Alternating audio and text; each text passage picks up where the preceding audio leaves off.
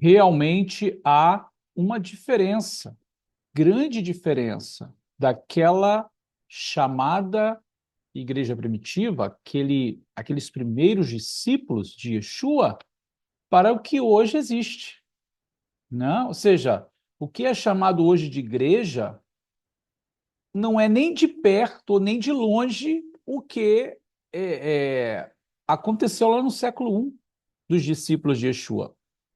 Agora, se tem que parar para pensar, todos aqueles que têm um desejo sincero de servir a Deus, de conhecer os fundamentos da sua fé, do que ele está vivendo, do que ele está realmente professando, né? Se ele crê no Messias de Israel, Yeshua, Ben Ha-Elohim, o Filho de Deus, o que ele ensinou e os seus discípulos ensinaram, a pessoa tem que ser sincera em dizer assim, calma aí, o que eu estou vivendo, o que eu realmente devo viver. Agora, se, como eu estou falando aqui, não é nem de perto nem de longe o que se viveu no princípio, então onde foi que mudou? Aonde foi que a coisa ficou diferente?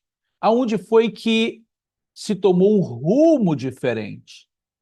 Então, fique conosco até o final desse vídeo. Nós estamos trazendo um assunto muito importante para a edificação da sua fé e para que também vai ser muito relevante para a sua chuvá, para o seu retorno à fé bíblica, à fé das Escrituras. Eu sou o Rabino Yosef Barur, trazendo mais esse vídeo para vocês.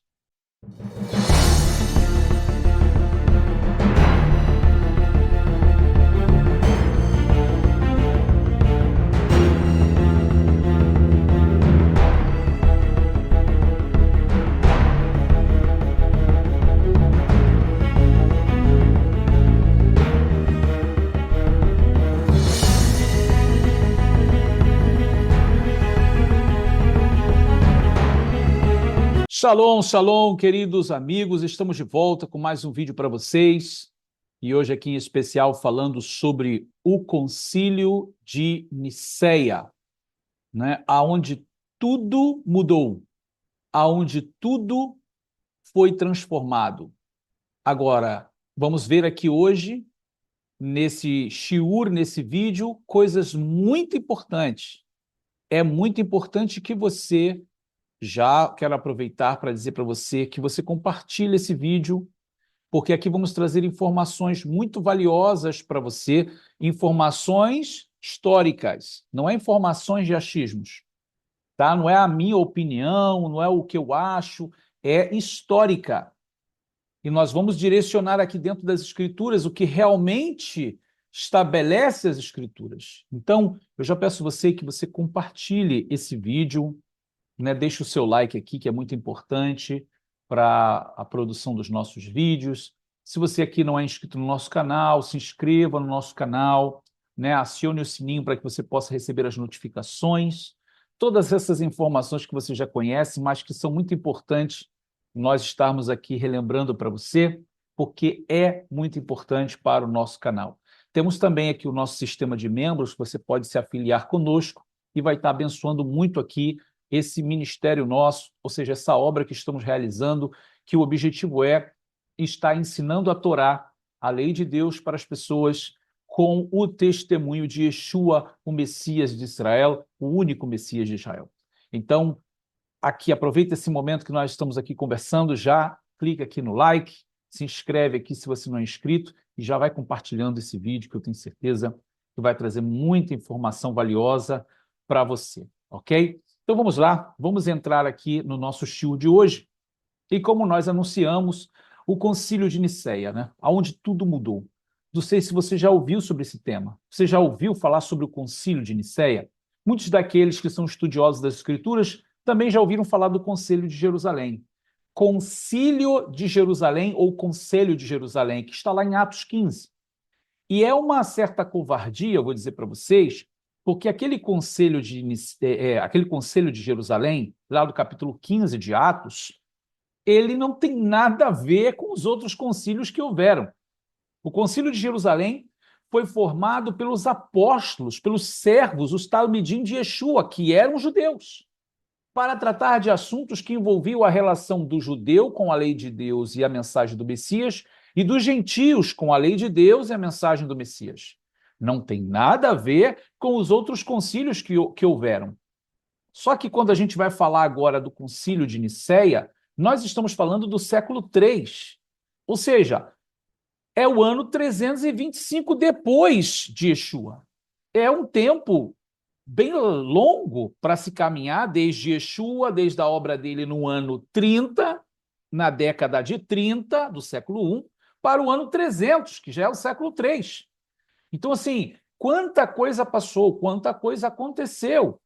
Só que não é interessante para as pessoas falarem isso, porque quando se fala dos concílios da igreja, do cristianismo, está claro e evidente, patente aos olhos de todos, que houve mudanças, houve literalmente arranjos para a fé. A fé em quem? No Messias. A fé no Filho de Deus. A fé nas Escrituras Sagradas. Homens se dispuseram a arrumar as Escrituras, a organizar as Escrituras, sem a presença judaica. Sem a presença, vamos melhorar, judaico-messiânica, que vamos trazer esse nome só para entender, judeus crentes em Yeshua. Não, foi Constantino, nós vamos ver com detalhes aqui, o rei de Roma, o imperador de Roma, com os bispos, que já no século III já tinham toda uma influência já gentílica, ou seja, não tendo ali as raízes dentro das escrituras sagradas, aonde foi que começou?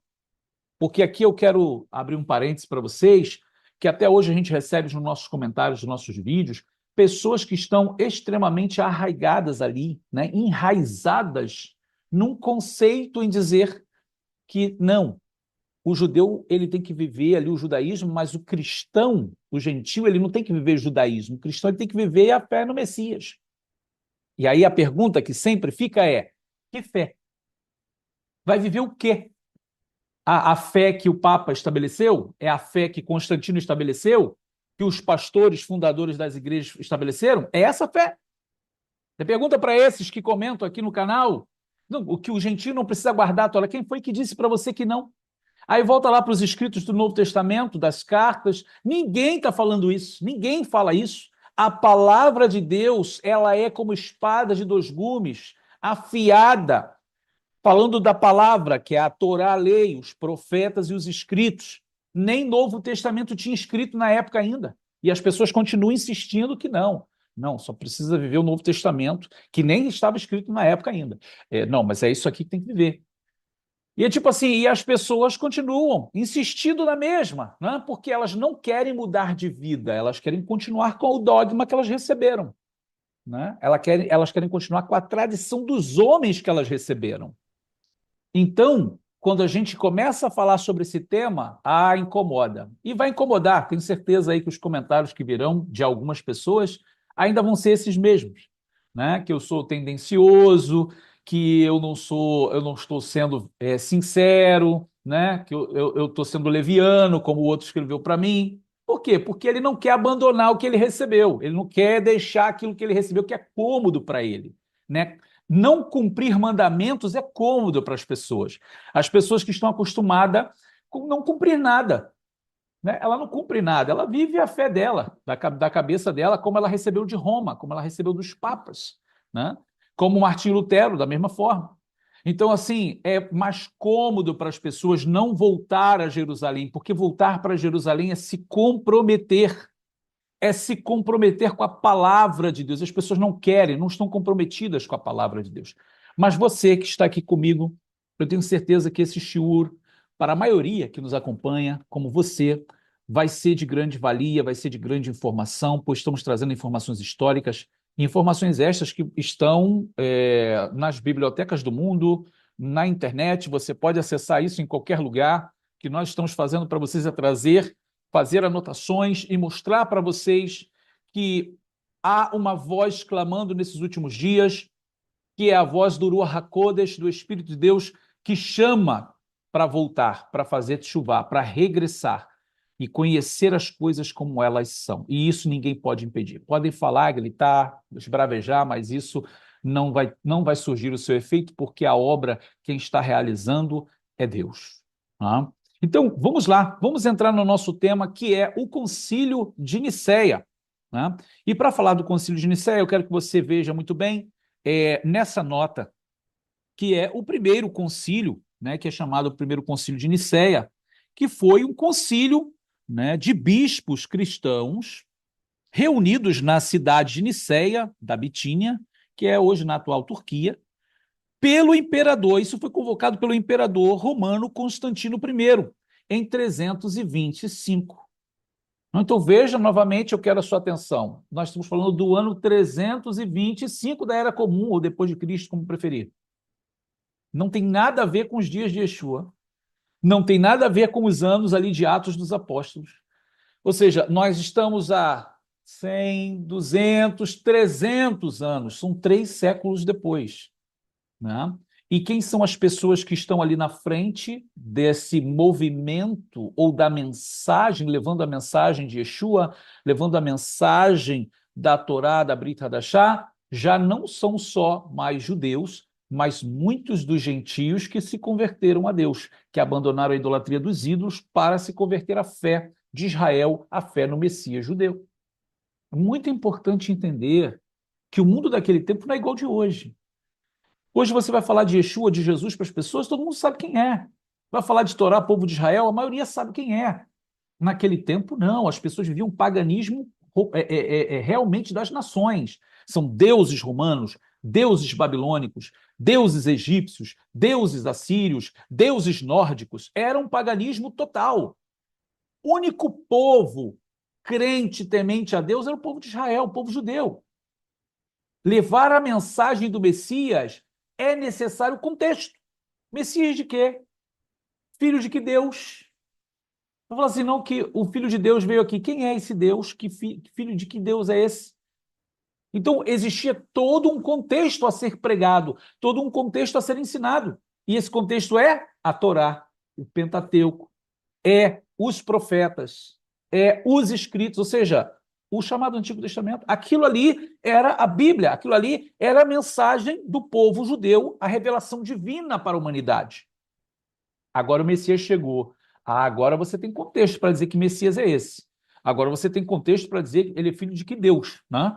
Então, essa mensagem chegando às nações da Europa, às nações da Ásia, da África, as pessoas foram entendendo sobre o Deus de Israel, o Deus verdadeiro, o único Deus verdadeiro, que enviou um varão, que é o seu filho, mas enviou esse varão chamado Messias ungido para trazer a mensagem de arrependimento.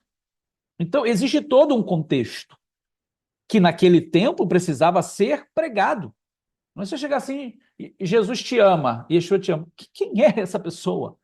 E de que Deus estamos falando? Esse era o mundo da época. Não é igual hoje. As pessoas elas querem trazer o cenário de hoje e levar para lá, como se naquele tempo estava acontecendo como se acontece agora. Não, é diferente. Por isso, as bases não podem ser movidas, porque as bases teológicas foram as bases teológicas da lei, dos profetas e dos escritos. Esse é o fundamento dos apóstolos, né? Não é uma coisa nova no sentido de uma outra doutrina, de uma nova teologia. Não é isso. É o cumprimento de tudo que foi dado. Bom, chegamos aqui no Concílio de Nicéia. Eu quero que você continue acompanhando comigo, porque esse concílio, agora no ano 325, foi invocado, proclamado pelo imperador de Roma, que passou aí a crer, né, no cristianismo. Vamos botar esse nome para você entender. O movimento de Yeshua, a fé no Messias de Israel, como cristianismo, na língua grega.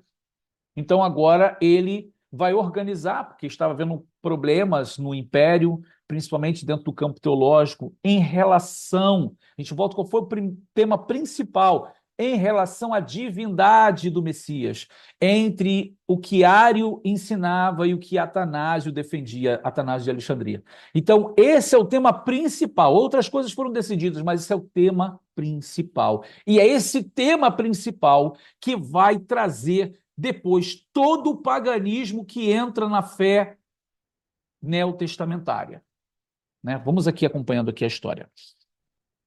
Constantino I organizou um concílio nos moldes do Senado romano e presidiu, né, esse concílio, mas não votou oficialmente as questões de fé. Isso ficou para os bispos e para o Papa que ali estava, que já existia essa nomenclatura aí em relação à liderança da fé. Este concílio, ele foi ecumênico. E aqui eu quero sua atenção para isso. Veja, ele nem teve o nome de concílio cristão, ele foi um concílio ecumênico no aspecto de quê? Quantas vertentes de fé no Messias de Israel existe? Existem essa. Tragam todos para cá, vamos discutir a fé, os pontos principais da doutrina da mensagem do Messias. Olha que coisa. De Roma, né? Agora, aonde todos estão assentados para discutir o que é, de fato, a mensagem do Messias, quando a gente vê que tudo começou aonde? Em Jerusalém. Começou entre o povo judeu. Yeshua escolheu seus discípulos judeus para trazer a mensagem para o mundo. Por quê? Porque eles tinham a palavra da verdade, que é a revelação divina para a humanidade. A lei, os profetas e os escritos. Melhor do que o seu próprio povo para transmitir a mensagem, que era o objetivo de Deus sempre, fazer com que Israel fosse uma nação de sacerdotes, que enviasse a mensagem, a revelação divina para o mundo. Só que agora a gente tem um cenário onde Roma, o imperador de Roma, pagão, ele estabelece um concílio, o concílio é ecumênico, ou seja, ele envolve todas as outras religiões e seitas cristãs da época, e quem é que está decidindo tudo? Quem está decidindo tudo são principalmente os bispos do Ocidente, junto com Constantino. Mas vamos continuar, porque o que eu estou trazendo para vocês é história, ok? Bom, em 20 de maio, a partir de 20 de maio até 19 de junho de 325 foi efetuado esse concílio, tá? E eu quero trazer para vocês agora o que foi decidido, né? Ou seja, antes da gente entrar na lista aqui agora, eu quero... O tema principal, tá? A discussão principal era essa que eu falei anteriormente. Havia já uma discussão teológica entre dois teólogos muito importantes.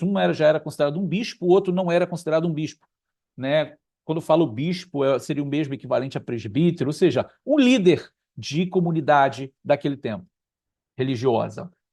Então, Ário defendia a ideia de que Yeshua, ele era filho de Deus, ele tinha a essência divina nele, porém ele não era Deus. E ele também não era o Pai, o Deus Criador. Ele era o Filho de Deus. E, como filho de Deus, ele não podia ser eterno igual o Pai, porque ele saiu de Deus, ele teve um princípio, né?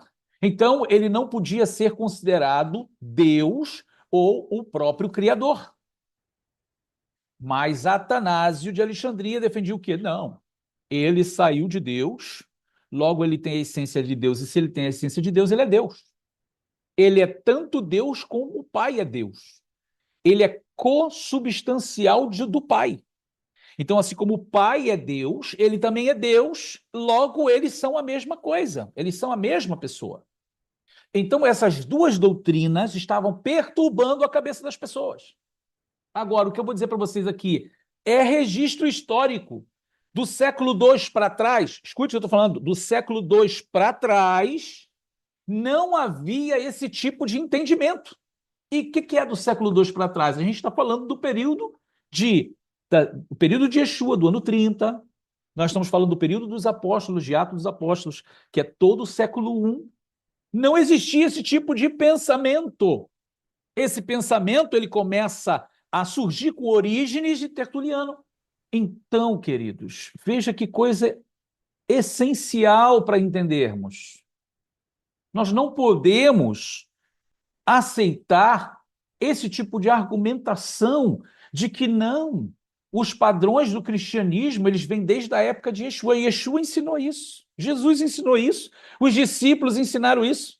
A gente olha para o Novo Testamento, está lá, as doutrinas da fé cristã. Não está lá. Aquilo foi interpretado da maneira como a igreja entendeu e estabeleceu como verdade. Porque quando a gente traz para o conceito real, quando a gente traz para o entendimento judaico, onde é a origem, é ali que nós vamos entender os conceitos. Mas aí eu volto a falar, né, como algumas pessoas que comentam, né, no sentido de discordar, claro que ela tem todo o direito, mas é só para esclarecer também, para poder responder ao tipo de posicionamento da pessoa.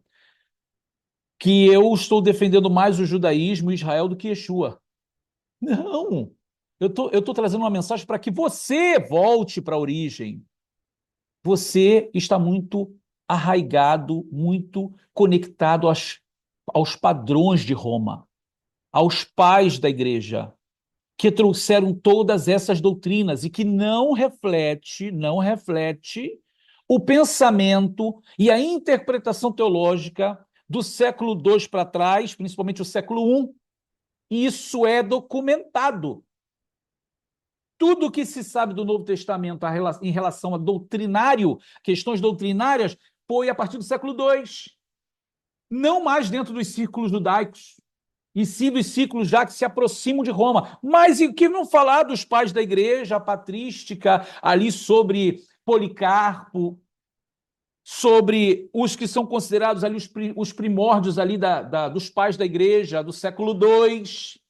Ora, já estamos falando do século II, eles já estão trazendo com eles conceitos que, lamentavelmente, eles aceitaram como verdadeiro, porque, como eu falei aqui, Orígenes, ele está em 185 a 254, final do século I para o século II, e Tertuliano, de 160 a 220. A minha pergunta para você vou fazer uma pergunta simples. Não é por ser judeu que eu estou querendo buscar trazer, juntar brasa para minha sardinha, não. Mas preste atenção. Perguntinha. Por que tudo começou com 12 discípulos judeus e mais outros judeus que foram alcançados na terra de Israel, que foram enviados à Ásia e à Europa, mas século II, século III só tinha gentios estabelecendo as doutrinas do ensinamento do Messias? Você não acha estranho isso? Por que você não tem nenhum outro judeu ali? Por que você não tem judeus participando de tudo isso? Ah, porque não é interessante. Porque havia uma necessidade de romper com toda a teologia judaica. E isso não vai ser escondido, não. Isso vai ser revelado mesmo, esclarecido, assim, bem às claras para todo mundo saber que não tem mais conexão com o judaísmo, agora é cristianismo. Então, queridos, literalmente outra religião, outra religião. Mas vamos voltar aqui ao tema histórico aqui do concílio ou concílio de Nicéia. Bom, vamos aos tópicos, né, que eu falei para vocês aqui, tópicos que foram estabelecidos ali naquele conselho e só para você ver, alguns a gente vai enfatizar aqui, outros vocês vão escutar, mas é só para você saber o que foi decidido naquele dia, tá? Bom, se existe ali a conta que foi como foram convocados dos bispos, ou seja, dos líderes que existiam, das comunidades, como testemunho de Yeshua, né? Ou seja, aqueles que mantinham ali a fé no Messias de Israel, 1.800 foram os convocados, mas não foram os 1.800 que participaram do concílio, tá? Mas a gente vai entrar nesse tema aí mais especificamente. Mas vamos aos tópicos, né, do que foi dito. Como eu falei, o tema principal foi a discussão de Ario e Atanásio em relação à questão teológica. Depois foi a questão da mudança da data da Páscoa do calendário hebraico, judaico, para o calendário gregoriano. Veja isso. Qual a necessidade de estabelecer uma nova data para o calendário em relação à Páscoa, né? Por que agora estabelecer uma nova data?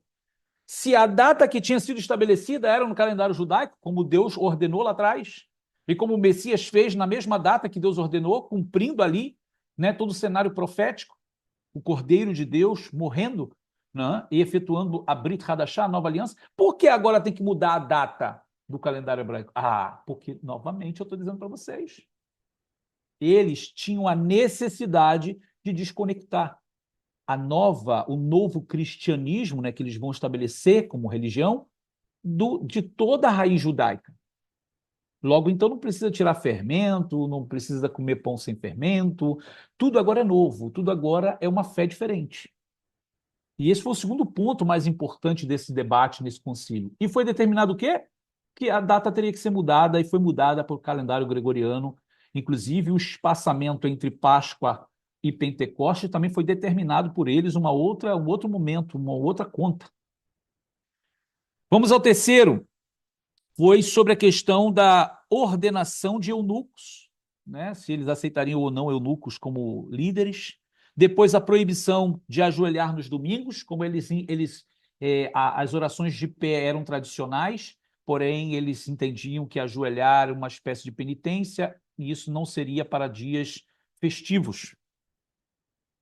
Período, como eu falei aqui, de Páscoa para Pentecostes, vem depois disso, né? Depois foi sobre os batismos dos hereges, o que se faria com aqueles que se convertiam, se eles podiam ser batizados ou não.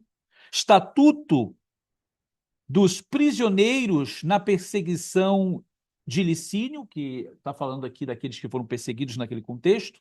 O cisma meleciano, a construção do primeiro credo niceno, e isso aqui é uma das coisas muito importantes, porque o credo niceno ele é muito semelhante aos 13 princípios da fé de Rambam, que Maimônides escreveu, claro, com pontos diferenciados, nós vamos falar depois sobre esse tema, mas tudo isso foram coisas estabelecidas no Concílio de Nicéia. E como eu falei do primeiro ponto mais importante, que foi a questão de Atanásio e Hiário, é claro que foi votado que Atanásio tinha razão. Então, o que Atanásio trouxe sobre a questão de não, Yeshua, Jesus, ele é filho de Deus, ele tem a essência de Deus, é consubstancial de Deus, ele é Deus de Deus, luz da luz, então logo ele não tem princípio, ele é Deus de Deus, então ele é o próprio Deus. E foi estabelecido aí, nesse concílio, a base principal para o Deus Pai e o Deus Filho, sendo ele a mesma pessoa. Somente em outro concílio é que foi determinado que o Espírito Santo também seria Deus, e logo então se estabeleceu a doutrina do Trias, em grego, que é a doutrina da Santíssima Trindade, né? Que tem todo um conceito pagão em torno disso. Mas, como nós mencionamos aqui, você percebeu aí os pontos que foram debatidos no conselho? Você vê que, inclusive, a história vai dizer que somente dois, no final da reunião, no final do concílio, dois não concordaram com essa ideia de Yeshua ser o próprio Deus e foram excluídos. E não foram só excluídos, eles foram exilados. Eles foram mandados para outro lugar, para outro país, para uma ilha, para você ter uma ideia. Então, esse é o cristianismo que foi estabelecido por Roma. Então, nós estamos falando da Igreja Católica Apostólica Romana, que surge com Constantino. E como mencionamos aqui, dos que foram convidados foram 1.800 bispos da Igreja, dentro ali de todo o Império Romano. Se conta que 1.000 desses bispos eles eram do Oriente e 800 do Ocidente, embora, na realidade, não se documentou todos esses lá no Conselho. Eusébio de Cesareia, ele vai trazer uma conta de 250 que participou do conselho. Já Atanásio de Alexandria, que é o que participou do debate, né? Ele contou 318 e Eustáquio de Antioquia contou 270. A conta que fica majoritária é de Atanásio de Alexandria, que foi de 318. Então, assim, representantes vieram de todas as partes do Império Romano, de todas as regiões do Império Romano. E isso tudo para poder estabelecer as bases doutrinárias dessa nova fé no Messias, né? Dessa nova fé da chamada Igreja Católica, que quer dizer universal, apostólica e romana. Então, queridos, veja que nós estamos falando aqui do Concílio de Nicéia, onde tudo mudou, aonde tudo ali vai seguir um outro caminho.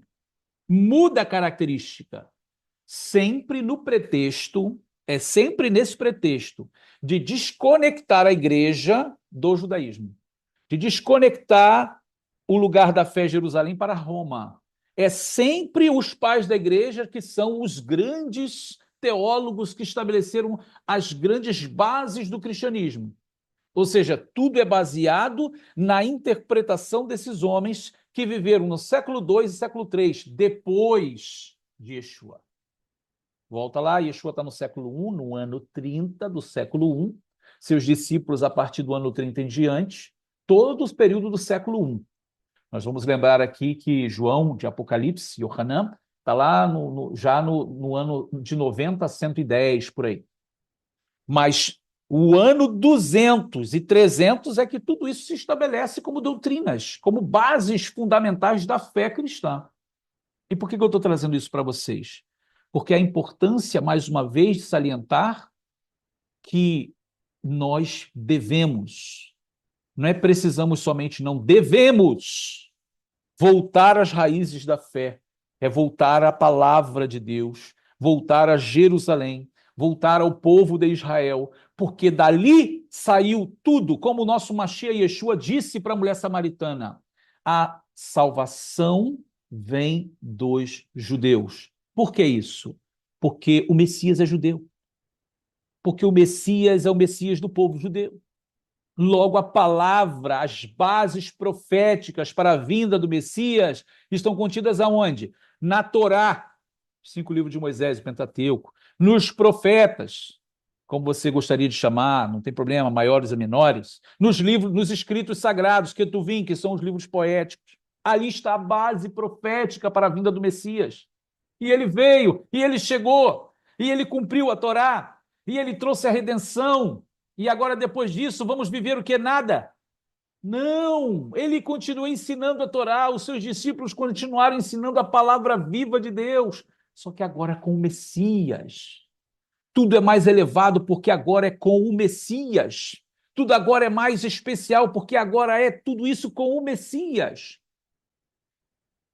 Então, é como a gente pensar assim, veja, o povo judeu que não crê, eu digo o povo judeu no aspecto de nação e principalmente os religiosos que não creem em Yeshua como Messias, né, como o que deve vir, que deveria vir o rei de Israel, eles têm a Torá, mas eles perdem também no mundo espiritual por não reconhecer o Yeshua. Claro que existem várias razões históricas para isso, e quando a gente olha para a questão dos crentes de igreja, eles acabam perdendo porque rejeitam a Torá.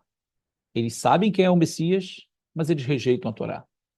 Rejeitam a lei de Deus, os profetas, e é claro que eu estou falando rejeitam no aspecto totalitário, que alguém aqui já vai dizer que está sendo leviano, ninguém rejeita nada. Vocês estão entendendo o que eu estou dizendo. Ninguém quer viver mandamento, essa é a realidade. Ninguém quer guardar Shabat, ninguém quer guardar festa, porque não está escrito lá, Paulo disse que quem guarda a festa, né? Outra interpretação errada, nem se preocupa em conhecer realmente o que Paulo estava dizendo. Né? Então, assim, aqueles que acham que eu estou sendo leviano, por isso que eu estou dizendo assim. Né? Então, assim, voltar para as Escrituras, voltar para Jerusalém, viver as festas, guardar o Shabat, comer kasher, ou seja, tudo que o Messias ensinou, tudo que os seus discípulos ensinaram, tudo que está na lei de Deus, viver intensamente os mandamentos de Deus. Estamos sempre repetindo a mesma, e vamos repetir sempre, conforme está escrito em Apocalipse, a geração dos últimos dias, os que guardam os mandamentos de Deus e têm o testemunho de Yeshua, ou seja, uma harmonia perfeita. Né? A lei de Deus, os profetas escritos com a mensagem do Messias. Bom, queridos, nós vamos terminando aqui. Você percebeu os nossos slides, alguns versos que são registros históricos aqui dos concílios, para vocês verem a mensagem do que está nesses versos. Né? Tudo isso foi para trazer para você um conhecimento um pouco mais detalhado sobre o concílio de Nicéia, onde tudo mudou. Nós vamos estar falando sobre os outros concílios também. É muito importante que você esteja conectado conosco aqui. Então, mais uma vez eu peço a você, deixe o seu like aqui nesse vídeo, se inscreva aqui no nosso canal se você não é inscrito, tá? Acione o sininho para que você receba as notificações. E aqui estamos para que você possa ter mais conhecimento das Escrituras. Compartilhe o vídeo, isso é muito importante. Faça com que chegue a mais pessoas para que elas entendam o que foi o Concílio de Nicéia, aonde literalmente ali surge o cristianismo, tá? Então, o sistema religioso cristão. Então, dê o seu like, compartilhe esse vídeo, porque vai ser muito relevante para o trabalho que nós estamos fazendo aqui, certo? E sempre nós estamos enfatizando com vocês aqui sobre a nossa ZIL, a nossa Zeit Yosef Yeshiva University, que é a nossa Yeshiva, o nosso curso teológico, onde você tem a oportunidade de estudar, de ingressar na nossa escola. Ela é totalmente online, onde você pode fazer do conforto da sua casa. Nossa Zeit Yosef Yeshiva University, nossa yeshiva, ela está registrada aqui nos Estados Unidos, no estado da Flórida, e agora também no Brasil, onde você tem a oportunidade de estar estudando no conforto da sua casa, podendo fazer online, e no nosso sistema rotativo, aonde você pode entrar a qualquer momento. Não importa as turmas que já estejam em andamento, você pode entrar a qualquer momento.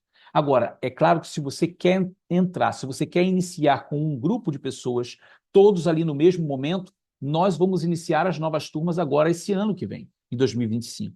Mas nós temos aqui, olha, já estamos na última semana da Black Friday, a última semana praticamente de novembro, onde você ainda tem a oportunidade de aproveitar a nossa promoção, que é, se você se inscrever agora, você não perder tempo, você ainda recebe o desconto da matrícula, você não paga a matrícula, né? Então, aproveita esse tempo, né? Tenho certeza que vai acrescentar muito ao conhecimento que você já tem.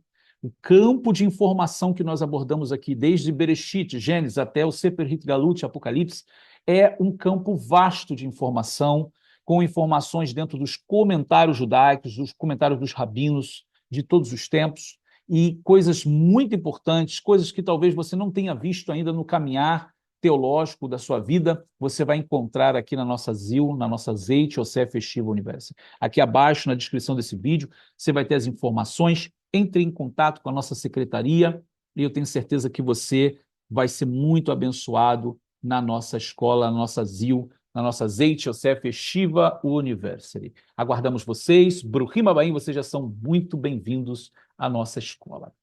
Bom, também queremos aproveitar e dizer para vocês, nós temos aqui o nosso curso também na descrição, curso sobre judaísmo, da fé aos costumes.